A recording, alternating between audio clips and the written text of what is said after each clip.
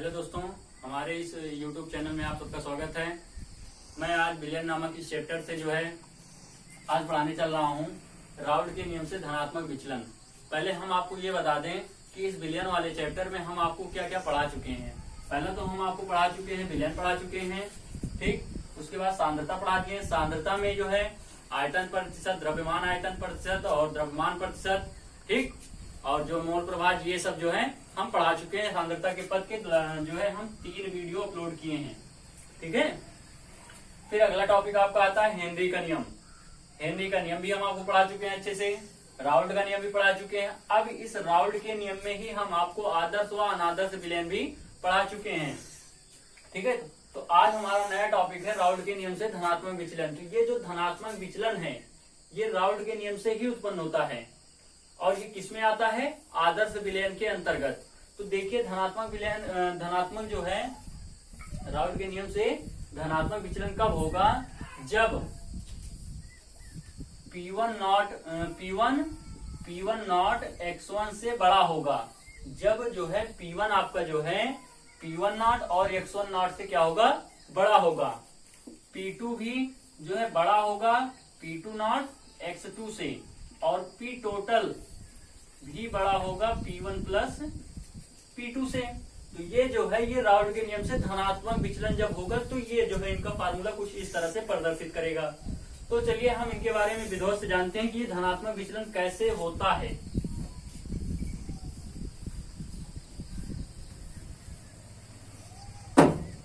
तो देखिए मान लीजिए हम पहले आपको एक एग्जांपल से समझाते हैं। मान लीजिए ए है और ये बी है, ठीक। ए जो है दो व्यक्ति हैं, ए और बी हैं, ठीक। ए जो है अपने घर पर है, गांव में है। ए कहाँ पे है? गांव में। बी भी जो है कहाँ है? गांव में है। जब ये दोनों गांव में थे तो ये दोनों जो है पूर्णतया आजाद थे, पूर्णतया जो है स्वतंत्र थे। मन मौजी करने को पूर्णतया पूरी स्वतंत्रता थी इनको। अच्छे से घूमते थे गांव में इधर उधर, जब इच्छा करती थी तब नहाते थे, खाते थे, जो इच्छा थी इनकी सो करते थे, ठीक। लेकिन जब इन दोनों को शहर भेज दिया जाए या जो है हॉस्टल में भेज दिया गया, मान लीजिए इन दोनों को हॉस्टल में भेज दिया गया, ठीक। जब ये दोनों गांव में थे तो जो इनकी आजादी, जो स्वतंत्रता है इनकी, वो गांव में ज्यादा थी। जबकि शहर में हॉस्टल में क्या है, उनकी स्वतंत्रता कम थी। यहाँ पे क्या था कि इतने बजे आपको आना है, इतने बजे जाना है, आपको इतने बजे खाना खाना है, अगर उसके बाद 1 घंटे लेट हुए तो खाना नहीं मिलेगा। ये सब यहाँ पे नियम था। लेकिन घर में थे, मतलब गांव में थे, तो यहाँ पे ये जब चाहे तब इच्छा हो खाना खाएं, जब इच्छा हो तब जो करे सो, ठीक। तो यहाँ पे जो इनकी आजादी थी क्या थी? ज्यादा थी। मतलब कि ए बी ज्यादा था किससे? ए बी से। ए बी की जो आजादी है वो ज्यादा है किससे? ए बी की आजादी से, ठीक है। तो उसी तरह से चलिए हम आपको एक एग्जांपल के माध्यम से समझाते हैं। मान लीजिए जैसे आपका एग्जांपल है, देखिए यहाँ पे मान लीजिए एक पात्र है। इस बर्तन में जो है आपका H2 के 2 अणु हैं। इसमें मान लीजिए आपका CH3OH है, एसीटोन, वो मेथनॉल है, CH3OH, ठीक। तो जब इनका विलयन बनाया गया, ये मान लीजिए विलेय है और ये विलायक है।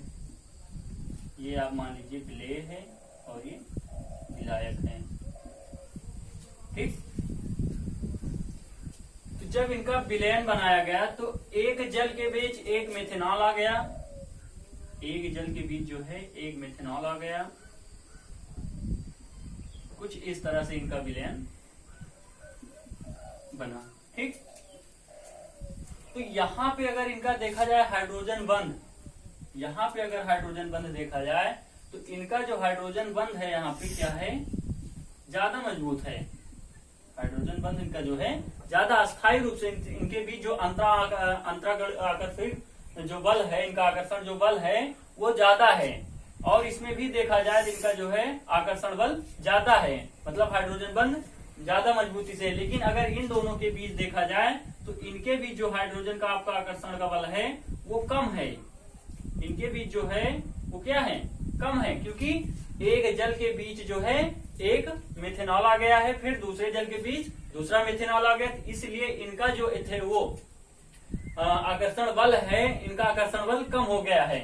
तो इन दोनों, अगर ये ए अगर मान लें यहाँ पे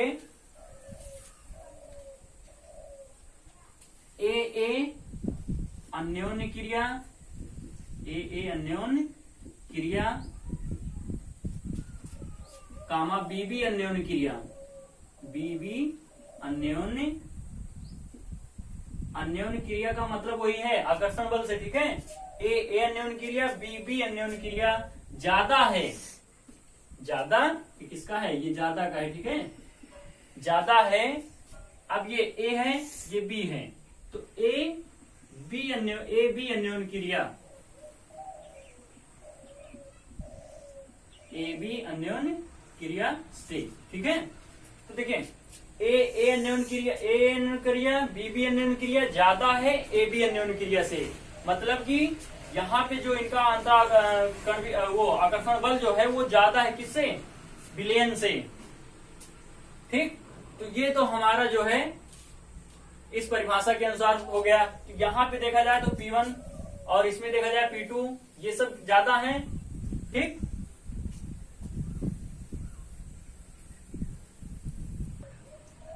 तो अब इनमें हम दूसरा पॉइंट देखते हैं। तो जैसे इन दोनों विलयनों को जब मिलाया गया तो इनका जो मिश्रण, मतलब ए का विलय का मिश्रण और विलाय का मिश्रण जो है, अगर विलयन का कुल मिश्रण देखा जाए, विलयन का जो मिश्रण है वो भी ज्यादा होगा,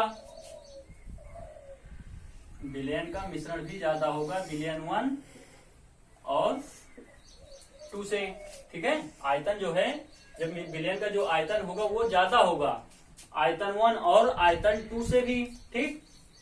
और इनमें जो आपकी, अगर इसमें ऊर्जा देखी जाए, तीसरा पॉइंट अगर इसमें देखा जाए तो इनमें जो एंथैल्पी है, मतलब ऊर्जा परिवर्तन जो है वो भी ज्यादा होगी, मतलब कम होगी। तो ऊर्जा परिवर्तन इसमें क्या होगा, शून्य होगा, डेल्टा एच जो है वो क्या होगा, क्योंकि ऊर्जा परिवर्तन एंथैल्पी जो है इसमें कोई काम नहीं करना पड़ रहा है, ठीक है। तो ये यहाँ पे राउल्ट के नियम से धनात्मक विचलन हो गया। अभी इसकी हम परिभाषा लिखते हैं। तो ये हम परिभाषा लिखते हैं, राउल्ट के नियम से धनात्मक विचलन लिखा है कि जब विलयन का मापित मतलब मापा गया, जब विलयन का मापित वाष्प दाब, विलयन, ये इस विलयन का जो मापित वाष्प दाब है वो जो है राउल्ट के नियम से अपेक्षित वाष्प दाब से क्या होगा, अधिक होता है। तो यह विलयन राउल्ट के नियम से धनात्मक विचलन कहलाता है। ये देखिए यहाँ पे, ठीक है, मेन आपका ये है राउल्ट के नियम से धनात्मक विचलन में। आपको ये चीजें आपको याद रखनी होगी, जैसे एग्जाम में आ जाए तो अगर पॉइंट में आपको लिखना है तो इस चीज को लिख दीजिए, और बाकी अगर दिखाना चाहते हो तो ऐसे दिखा करके 3-4 पॉइंट में आप राउल्ट के नियम को दिखा सकते हो। अब इनका हम एक ग्राफ देखते हैं, ग्राफ जो कि बेहद ही आसान है। देखिए हम ग्राफ यहाँ पे दिखाते हैं आपको।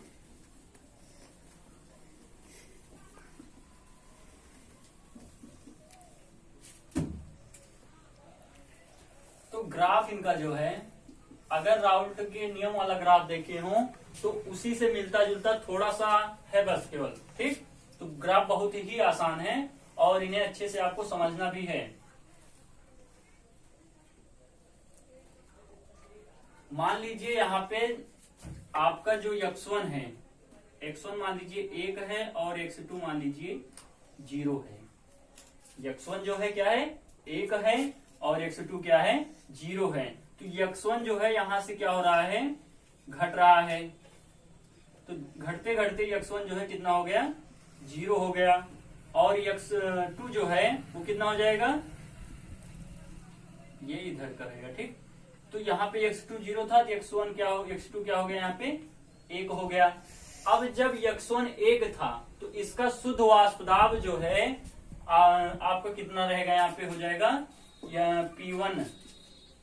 P1 not. ठीक है, तो धीरे धीरे जैसे x1 बढ़ता गया तो x1 की एक स्थिति ऐसी है कि x1 0 आ गया, लेकिन x2 देखा गया तो बढ़ते बढ़ते क्या हो गया, 1 हो गया। तो इसका जो शुद्ध द्रव का वाष्प दाब है वो कितना है, P2 नॉट है, P2 नॉट है। अब इसका कुछ ग्राफ बनाया जाए तो देखा जाए तो x1 का जो है वैल्यू घटते घटते कहाँ आ गई है, 0, यहाँ पे आ गया है। तो अगर इनका हम मिलान करें यहाँ से तो कुछ इस तरह से आएगा, और उसी तरह से x2 का देखा जाए तो x2 यहाँ पे 0 था, x1 कहाँ हो गया, बढ़ गया। मतलब यहाँ 0 से आपका जो ग्राफ है वो क्या हुआ है, बढ़ गया है। और P टोटल जो होता था, P टोटल यही आता था आपका, P टोटल यहाँ पे ये देखिए P1 प्लस P2, तो P टोटल जो है वो भी कितना आएगा, P1 प्लस P2 हो जाएगा। और जो P1 नॉट अगर ये देखा जाए तो इसका जो है वो क्या हो जाएगा, यहाँ पे ये हो जाएगा P1 समानुपाते x1।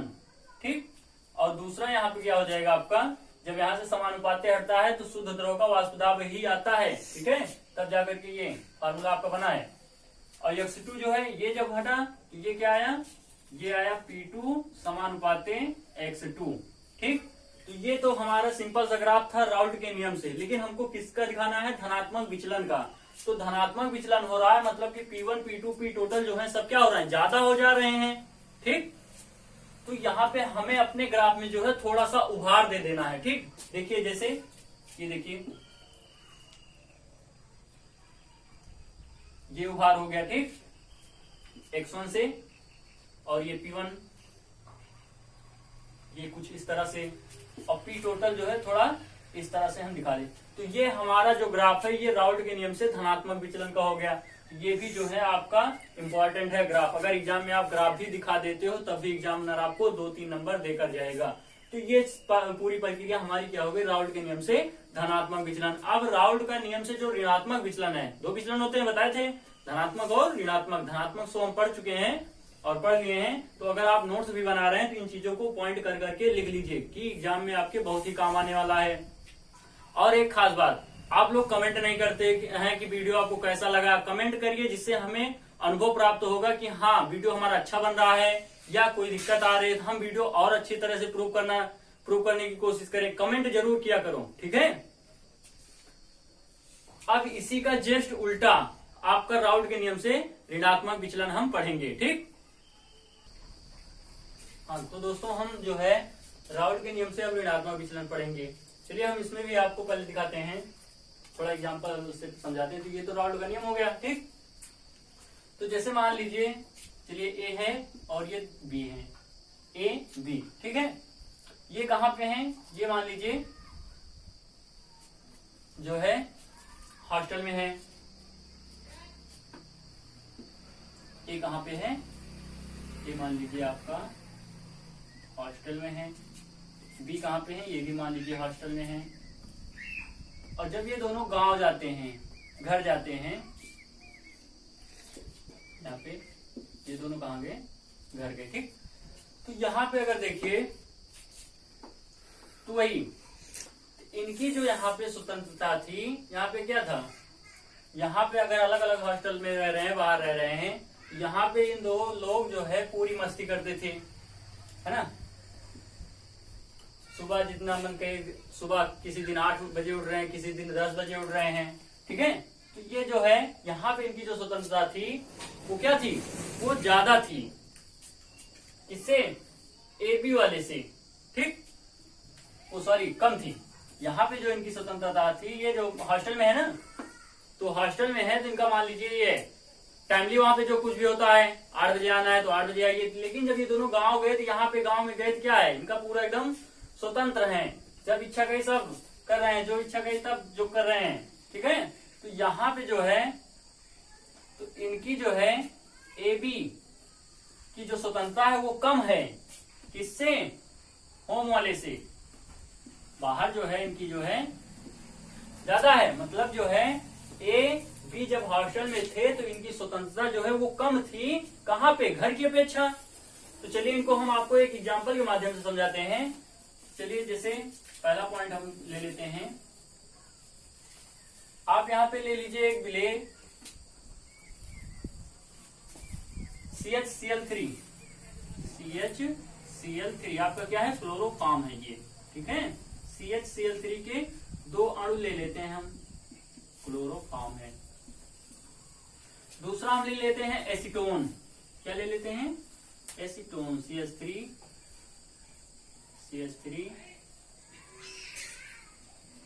और ये CH3 हाँ, सिंगल बॉन्ड O, ये आपका क्या हो गया, एसीटोन हो गया। और ये CH3 और ये भी आपका CH3 सिंगल बॉन्ड O। तो ये आपके क्या हो गए, 2 अणु जो है एसीटोन के हो गए, ठीक है। तो ये दोनों जब विलयन बनाते हैं, ये दोनों जब विलयन बनाते हैं तो एक क्लोरोफॉर्म के बीच जो है एक एसीटोन आ जाता है, CHCl3 CH3 double bond O, और एक CHCl3 के बीच यहाँ पे भी जो है एसीटोन आ जाते हैं।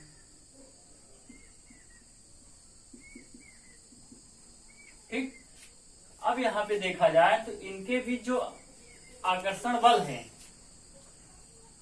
AB, ठीक है, तो वो क्या है, कम है। मतलब कि यहाँ पे इनकी स्वतंत्रता क्या थी, कम थी। यहाँ पे भी इनकी स्वतंत्रता क्या है, अंतर आकर्षण, वो आकर्षण बल जो है वो क्या है, कम है। किससे, विलयन वाले से। तो इनके बीच जो AA अन्योन्य क्रिया है, AA अन्योन्य क्रिया,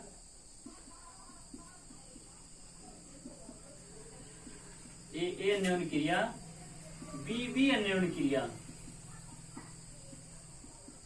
BB अन्योन्य क्रिया से क्या है, कम है। AA अन्योन्य क्रिया, BB अन्योन्य क्रिया कम है, किससे, AB अन्योन्य क्रिया से, AB अन्योन्य क्रिया से, ठीक है।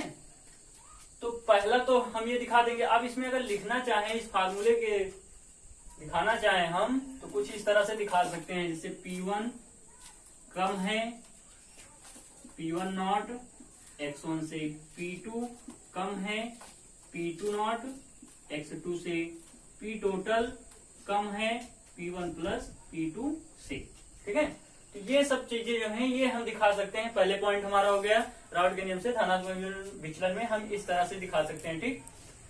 अब अगर इसमें हम दूसरे पॉइंट की बात करें, देखिए यहाँ पे दूसरा पॉइंट जो है हमारा, इनमें जो है इसका जो आयतन है, देखिए यहाँ पे जब थे ये क्या थे, और यहाँ पे जो हाइड्रोजन बंध इनका बना, इनका हाइड्रोजन बंध जो है, इनके बीच आकर्षण बल क्या है, ज्यादा हो गए हैं, और यहाँ पे आकर्षण बल क्या थे, कम थे। तो जब यहाँ पे दूर दूर थे और यहाँ पे जब पास आ गए, जिसमें अंतर जो है आकर्षण बल ज्यादा हो गया, तो इनमें क्या आएगा, आयतन जो आएगा, आयतन में परिवर्तन होगा। आयतन में इनके मिश्रण के जो परिवर्तन है आयतन में, वो क्या आएगा, आपका परिवर्तन आएगा। तो वो भी क्या होगा, कम आएगा। मिश्रण जो होगा वो कम आएगा विलय और विलायक से, ठीक है।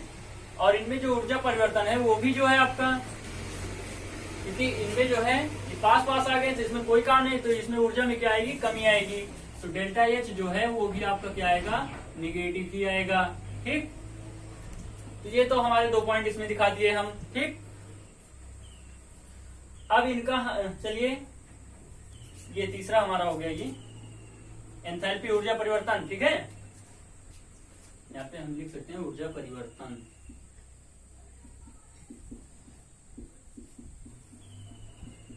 ऊर्जा परिवर्तन में, ठीक। तो ये हमारे 3 पॉइंट हम इस तरह से दिखा सकते हैं। अब इसमें हम आपको ग्राफ दिखाते हैं, ठीक है। चलिए ग्राफ देख लीजिए।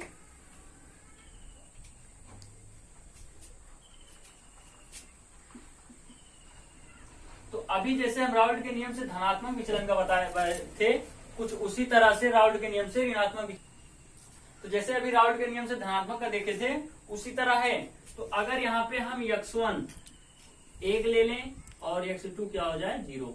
अब x1 जो है धीरे धीरे कम हो रहा है, यहाँ पे अब x1 ले लीजिए 0, और x2 क्या हो रहा है, बढ़ रहा है। तो यहाँ पे x2 आपका हो गया 1। जब आपका शुद्ध द्रव 1 था तो उसका शुद्ध द्रव का वाष्प दाब कितना होगा, P1 नॉट आएगा। और धीरे धीरे जब x1 0 हो गया तो दूसरा द्रव क्या बचा, x2 जब 1 है तो उसका शुद्ध द्रव का वाष्प दाब कितना आएगा, P2 नॉट आएगा। क्या आएगा, P2 नॉट आएगा। तो इसका ग्राफ जो है कुछ इस तरह से आएगा, अभी इससे पहले हम देख चुके हैं, ये आ गया। ठीक है, तो P1 का क्या था यहाँ पे, P1 समानुपाती x1 था, और यहाँ पे ये क्या था, P2 समानुपाती x2 था। ठीक है, और ये जो P टोटल है, P total P1 plus P2 था। ठीक है, अब यहाँ पे हमें किसका ग्राफ दिखाना है, राउल्ट के नियम से ऋणात्मक विचलन का। तो ऋणात्मक जैसे धनात्मक विचलन में उभार था, तो इसे जो है ऋणात्मक विचलन में क्या आएगा, नीचे की तरफ उसका वक्र खींच दिया जाएगा। तो देखिए यहाँ पे जो नीली वाली लाइन है कुछ इस तरह से आएगा। तो ये हमारा क्या है, राउल्ट के नियम से ऋणात्मक विचलन का ग्राफ हो गया। ठीक है, चलिए हम इसकी परिभाषा लिख देते हैं। हाँ, तो दोस्तों ये तो हम ग्राफ दिखा दिए, अब इनकी हम परिभाषा भी आपको लिख देते हैं। लिखा है कि जब विलयन का मापित वाष्प दाब, इस विलयन का जो है जो मापित वाष्प दाब है वो जो है राउल्ट के नियम से, राउल्ट के नियम के या नियम से वाष्प दाब कम आता है। इसका जो विलयन का, इस विलयन का जो वाष्प दाब है वो क्या है, राउल्ट के नियम से क्या आता है, कम आता है। तो यह राउल्ट के नियम से ऋणात्मक विचलन कहलाता है। तो ये तो हमारी परिभाषा होगी, और ये हमारा जो है राउल्ट के नियम से धनात्मक और ऋणात्मक विचलन का ये पूरा कॉन्सेप्ट क्लियर होता है। ठीक है, अब इसके बाद वाला जो वीडियो आएगा उसमें हम पढ़ेंगे क्वथनांक के बारे में और स्थिर क्वाथी के बारे में। हम आपको सीक्वेंस से लगातार कंटिन्यू जो है वीडियो आपको अपलोड करवा रहे हैं, तो जिससे आपका ये जो विलयन नामक चैप्टर है इससे आपका एक भी नंबर हम आपका बोर्ड एग्जाम में कटने नहीं देंगे। ठीक है, तो वीडियो को देखो और कमेंट जरूर करो, जिससे हमें पता चले कि हाँ वीडियो हम किस तरह से आप लोगों को अच्छी तरह से पढ़ा रहे हैं या नहीं पढ़ा रहे हैं, उसके बारे में जानकारी हो, और फिर वीडियो को हम और अच्छी तरह से कोशिश करें जिससे आपको आसानी से समझ में आने चाहिए। और नोट्स बना रहे हैं तो नोट्स बनाइए। Thanks for watching.